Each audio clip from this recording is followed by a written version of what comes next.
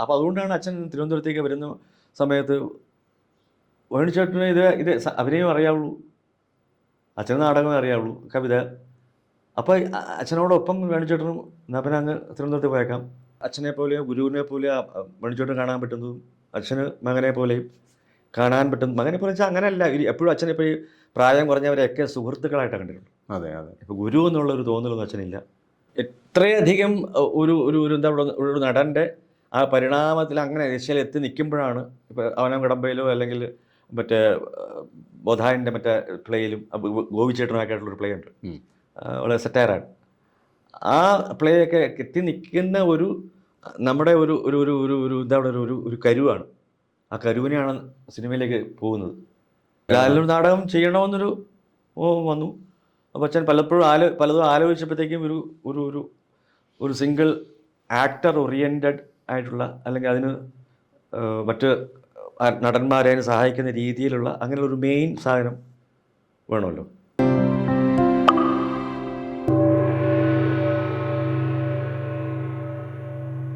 ഈ എനിക്കെപ്പോഴും ഞാൻ വ്യക്തിപരമായിട്ട് സംസാരിച്ചിട്ടുള്ളപ്പോൾ, ഈ കാവാലൻ സാറിനോട് സംസാരിച്ചിട്ടുള്ളപ്പോഴും നെടുമുടി വേണുചേട്ടനോട് സംസാരിച്ചിട്ടുള്ളപ്പോഴും എനിക്ക് തോന്നിയിട്ടുള്ളത് ഈ രണ്ടുപേരെക്കുറിച്ചും, കാവാലൻ സാറിനോട് നെടുമുടി ചേട്ടനെക്കുറിച്ച് എന്തെങ്കിലും സംസാരിക്കുമ്പോഴും തിരിച്ച് വേണുചേട്ടനോട് കാവാലൻ സാറിനെക്കുറിച്ച് സംസാരിക്കുമ്പോഴും അവരുടെ കണ്ണിൽ വരുന്ന ഒരു ഒരു ഒരു ഒരു ഒരു ഒരു സ്നേഹത്തിൻ്റെ ഒരു സംഗതിയുണ്ട്. അവർ തമ്മിലുള്ള ഒരു കെമിസ്ട്രി എങ്ങനെയായിരുന്നു അത് പലപ്പോഴും എനിക്ക് തോന്നിയിട്ടുണ്ട്. ഈവൻ ഈ ഒരേ രംഗത്ത് പ്രവർത്തിക്കുന്നവർ അല്ലെങ്കിൽ മനുഷ്യർക്കിടയിൽ അങ്ങനെ ഒരു എത്രമാത്രം അത് സാധ്യമാണെന്ന് നമ്മൾ പലപ്പോഴും ആലോചിക്കും. അത് വല്ലാത്തൊരു സ്നേഹത്തിൻ്റെ ഒരു സംഗതി അവർ തമ്മിലുണ്ടായിരുന്നു. ഇപ്പോൾ വേണുചേട്ടനൊക്കെ ജീവിതത്തിലെ ഏറ്റവും വലിയ കടപ്പാട് തന്നെ സാറിനെ കുറിച്ച് പറയാറുണ്ട്. അത് മകൻ എന്നുള്ള തരത്തിൽ എങ്ങനെയാണ് കണ്ടിട്ടുള്ളത് അവർ കാണുന്ന ആ കാലം തൊട്ട്? കാരണം അച്ഛൻ്റെ ഈ നാടക സങ്കല്പത്തെ ആദ്യത്തെ നടനാണ്. അതിന് മുമ്പ് ഉണ്ടായിരുന്നു നടന്മാർ, പാലഞ്ചേരി മണി, ജി ശിവരാമനാരൻ എന്നൊക്കെ പറഞ്ഞാൽ ആലപ്പുഴയിൽ നമ്മളിങ്ങനെ ഒരു എന്താ പറയുക, ഒരു അമച്വറായിട്ട് നമ്മൾ ചെയ്തുകൊണ്ടിരുന്ന ഒരു കാലഘട്ടം ഉണ്ടായിരുന്നു അതിന് മുമ്പ്. പക്ഷെ ഒരു നാടകത്തെ വളരെ സീരിയസ് ആയിട്ട് അതിനൊരു മാറ്റം വന്ന ആ ഘട്ടത്തിൽ ആദ്യത്തെ നടനായിട്ട് പറയാം. കാരണം അത് കാലം കണിയാനായിട്ട് ദൈവത്താറിൽ വേഷം ഇടുന്നു. അതൊരു ഒരു വേണുവിന് പറ്റിയ ഒരു വേഷം കൂടെയാണ്. ഉടുക്കൊക്കെ കൊട്ടി ഗണപതി താളവും അല്ലെങ്കിൽ അങ്ങനെയൊക്കെ പറഞ്ഞ് സ്റ്റേജിൽ ഇങ്ങനെ എന്താ പറയുക, സകല ഈ പിന്നെ ചാടി കളിച്ച് സ്റ്റേജ് മുഴുവൻ യൂട്ടിലൈസ് ചെയ്ത് അങ്ങനെ വരുന്ന ഒരു നാടക ആ സമ്പ്രദായത്തിൻ്റെ തുടക്കത്തിലെ നടനാണ്. അപ്പോൾ അന്ന് തൊട്ടുള്ള, അപ്പോൾ അതുകൊണ്ടാണ് അച്ഛൻ തിരുവനന്തപുരത്തേക്ക് വരുന്ന സമയത്ത് വേണിച്ചേട്ടന് ഇത് അഭിനയം അറിയാവുള്ളൂ, അച്ഛന് നാടകമേ അറിയാവുള്ളൂ, കവിത. അപ്പോൾ അച്ഛനോടൊപ്പം വേണിച്ചേട്ടനും എന്നാൽ പിന്നെ അങ്ങ് തിരുവനന്തപുരത്ത് പോയേക്കാം. അങ്ങനെയാണ് ഇവിടെ വരികയും അങ്ങനെ തുടർന്നുള്ള പിന്നെ ആ അവനവും കടമ്പയും മറ്റ് 2 നാടകങ്ങളൊക്കെ കഴിയുമ്പോഴത്തേക്കാണ് സിനിമയിലേക്ക് പോകുന്നത്. എങ്കിലും ഈ നാടകവും സംഘവുമായിട്ടും അച്ഛനുമായിട്ടും ഒക്കെ ഇപ്പോഴും ബന്ധമുണ്ടായിരുന്നു. ഇടയ്ക്കിടയ്ക്ക് വരുമ്പോൾ അവനിപ്പോൾ അവനവും കടമ്പ തന്നെ അതിൻ്റെ എത്രയോ 20 വർഷം കഴിഞ്ഞപ്പോൾ ഒന്ന് കളിച്ചു. അങ്ങനെ പല ഒരു പോയിന്റിൽ അത് കളിക്കുകയുണ്ടായി. രണ്ടാമത് അന്ന് കളിച്ചവർ തന്നെ വീണ്ടും കളിക്കുക. അപ്പം അങ്ങനെ ഒരു ഒരു ഒരു ഒരു ബന്ധം രണ്ടുപേരും അങ്ങോട്ടും ഇങ്ങോട്ടും പുലർത്തിയിരുന്നു. അതുകൊണ്ടാണ്, കാരണം അച്ഛനെ പോലെയോ ഗുരുവിനെ പോലെയോ വേണിച്ചേട്ടൻ കാണാൻ പറ്റുന്നതും അച്ഛന് മകനെ പോലെയും കാണാൻ പറ്റും. മകനെ പോലെ വെച്ചാൽ അങ്ങനെയല്ല, എപ്പോഴും അച്ഛനിപ്പോൾ ഈ പ്രായം കുറഞ്ഞവരെയൊക്കെ സുഹൃത്തുക്കളായിട്ടാണ് കണ്ടിട്ടുണ്ട്. അതെ അതെ. ഇപ്പോൾ ഗുരു എന്നുള്ളൊരു തോന്നലൊന്നും അച്ഛനില്ല. എന്തെങ്കിലും പഠിപ്പിച്ചു അങ്ങനെയൊന്നുമില്ല, എന്തെങ്കിലും ചെയ്തു എന്നും അത് തോന്നുന്നില്ല. പക്ഷേ ഫ്രണ്ട്ഷിപ്പാണ്, മനുഷ്യർ തമ്മിലുള്ള സൗഹൃദമാണ്. അച്ഛൻ എപ്പോഴും മുതിർന്നവരായിട്ടും ആയിരുന്നില്ല സുഹൃത്തുക്കൾ, എപ്പോഴും വളരെ ചെറുപ്പമായിരുന്ന ആൾക്കാരുമായിട്ടാണ് അച്ഛൻ്റെ സൗഹൃദം. ഈ കോവിഡ് സമയത്ത് വേണുചേട്ടനുമായിട്ട് ഒരിക്കൽ ഒരു കാര്യത്തിന് കുറേ ദിവസം സംസാരിക്കുന്ന സമയത്ത് വേണുചേട്ടൻ പലപ്പോഴും ആവർത്തിച്ച് പറഞ്ഞ ഒരു കാര്യം, ഈ കാവാലൻ സാറിൻ്റെ ആ നാടകങ്ങൾ അന്ന് സജീവമായിട്ട് വന്നിരുന്നതിന് ശേഷം അദ്ദേഹം വേണുചേട്ടൻ സിനിമയിൽ വളരെ തിരക്കിട്ട് പോയി.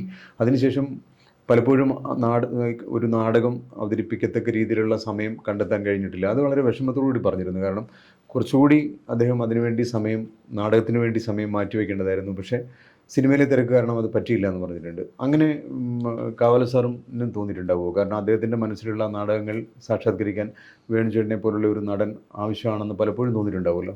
തീർച്ചയായിട്ടും. കാരണം ഇത്രയധികം ഒരു ഒരു ഒരു എന്താ പറയുക, ഒരു നടൻ്റെ ആ പരിണാമത്തിൽ അങ്ങനെ ഏഷ്യയിൽ എത്തി നിൽക്കുമ്പോഴാണ് ഇപ്പോൾ അവനം കടമ്പയിലോ അല്ലെങ്കിൽ മറ്റേ ബോധായൻ്റെ മറ്റേ പ്ലേയിലും ഗോപിച്ചേട്ടനൊക്കെ ആയിട്ടുള്ളൊരു പ്ലേ ഉണ്ട്, വളരെ സെറ്റയറാണ്.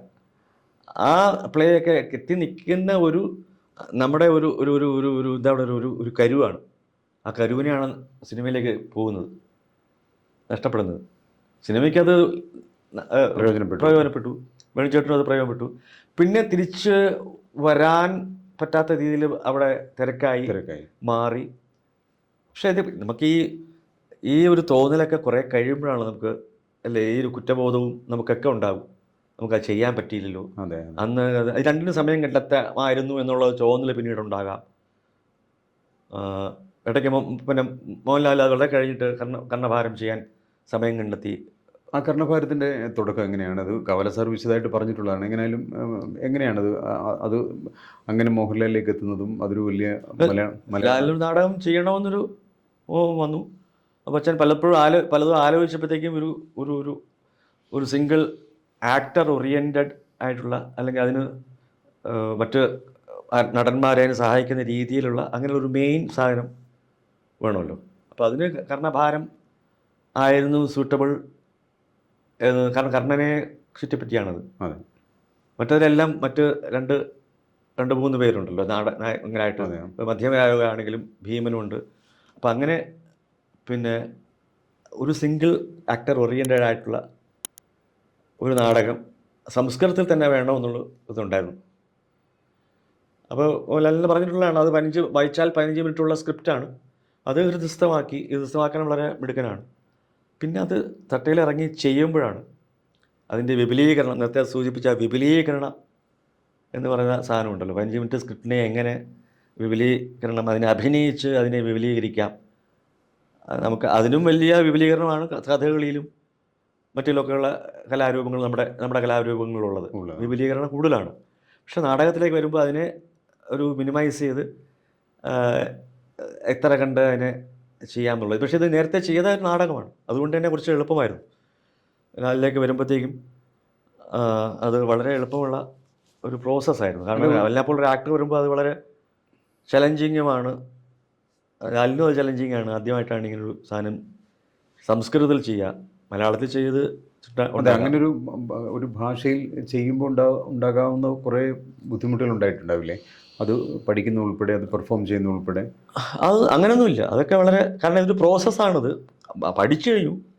ഡയലോഗ് എങ്ങനെയാണെന്ന് പറഞ്ഞാൽ അച്ഛൻ റെക്കോർഡ് ചെയ്ത് അത് കേട്ട് അതെപ്പോഴും ചെവിയിൽ കേട്ട് അതങ്ങ് പഠിച്ചു. പിന്നെ ഇറങ്ങുമ്പോഴാണല്ലോ അതിനെ ഒന്ന് എങ്ങനെ കുറിച്ച് ഇംപ്രവൈസ് ചെയ്യണം എന്നുള്ളത്. അതൊരു ചലഞ്ച് എന്നുവെച്ചാൽ അങ്ങനെയല്ല, ഒരു പ്രോസസ്സാണ്. കാരണം ഇതിൻ്റെ ഒരു വർക്ക് ആക്ച്വലായിട്ടുള്ള ഒരു മാസത്തെ ചെയ്യുന്നതിന് മുമ്പ് തന്നെ ഇത് പഠിച്ചു കഴിഞ്ഞു.